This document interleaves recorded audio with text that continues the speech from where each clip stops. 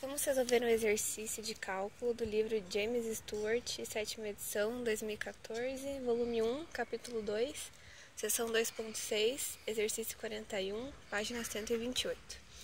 O exercício pede para encontrar as assíntotas horizontais e verticais de cada curva e plotar o gráfico. Para encontrar as assíntotas horizontais,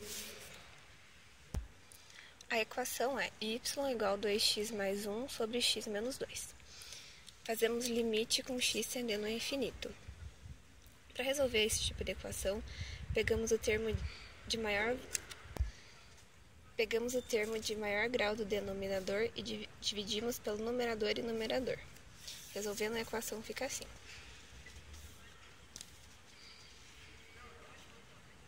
Agora separamos os limites.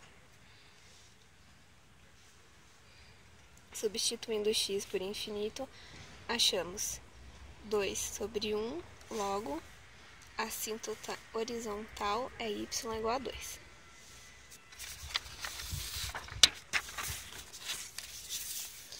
Para encontrar a assíntota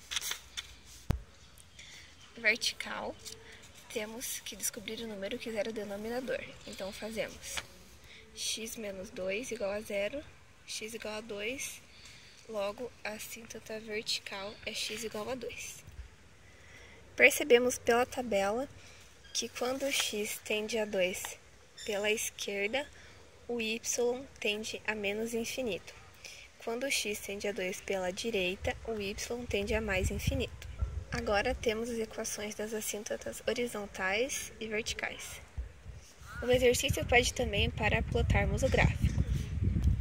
Para desenharmos o gráfico, precisamos saber onde a curva corta o eixo das abscissas e da ordenada. Para sabermos onde a curva, igualamos o y a 0 e fazendo as contas, descobrimos que corta no x igual a menos 1/2. E para saber onde a assíntota corta o eixo y, substituímos o x por 0. Então, achamos y igual a menos 1/2.